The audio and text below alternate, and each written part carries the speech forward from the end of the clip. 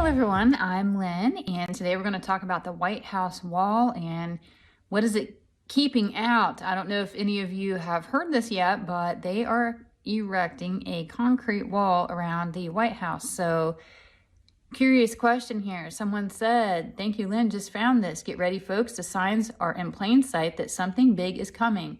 You don't fortify the White House because you like the view of a concrete wall. What is your take on this subject? So, before I get to the actual reading itself, if you could please take a minute and like my videos, don't forget to subscribe, turn on notifications, all those things. It helps me out so much. I'm working really hard in 2022 to grow the community. So if anybody can help me out, it is greatly, greatly appreciated. Now, on to the reading. So when I tuned into this, what I wanted to do was determine if they're keeping something in or blocking something from coming in, because that's the purpose of a wall, right? You either hold something in or you prevent something from making its way in. So there were a few things when I put that question out there that immediately came to me. A couple are minor, and then one was kind of took me by surprise. So I'll explain further here. I get the first reason they decided to create a wall such as this was to create energy of fear rather than the White House being a tourist attraction that can be viewed through an iron fence.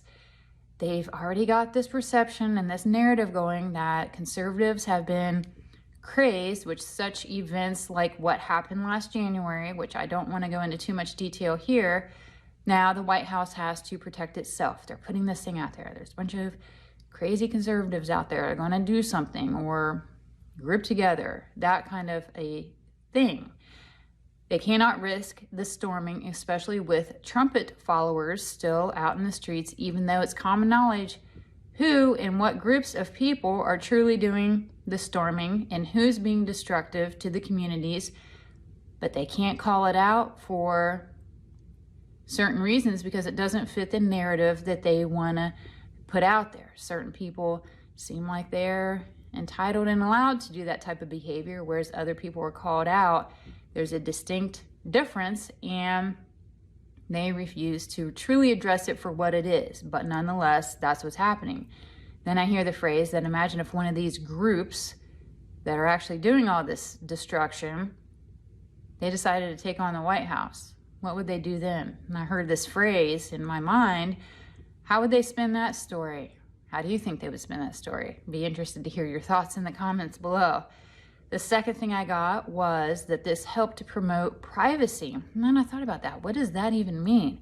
Paparazzi are ruthless in getting and creating a story. It would only take a small group of cameramen with a really great camera to try to spy and get info from afar. They want that place locked down as tight as can be, and they want to keep it private as can be. Who's coming, who's going, what's going on. They don't want people to see what's going on behind the concrete wall.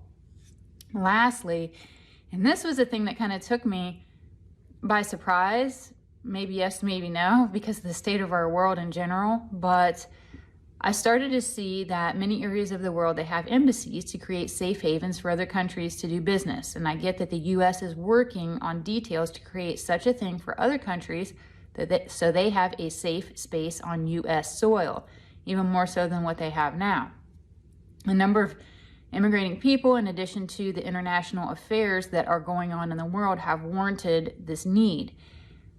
But this was the most important part of it. They want this place fortified like an embassy to create a space near or on the grounds near this White House where they have protection like what an embassy has. So what does that actually mean?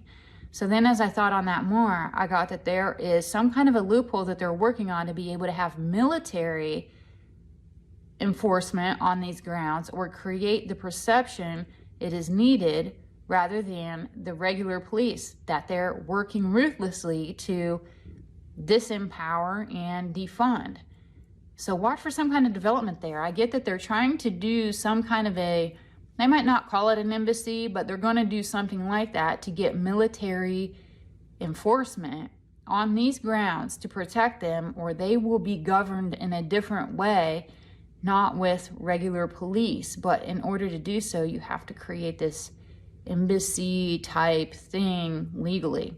So watch for developments to happen with that, because I think that's really the main motivator going on. That was the thing that came through pretty strong in the end for me on this. And that was all I have for this reading. I'd be really curious your thoughts, how you feel about it, or what you think might be going on. Please feel free to leave a comment below. Again, I'm Lynn. Please hop on over to the blog, see what we have going on. Also, our free Telegram chat. That's a great way to communicate with one another. And my blog is psychicfocus.blogspot.com. Thanks. Bye.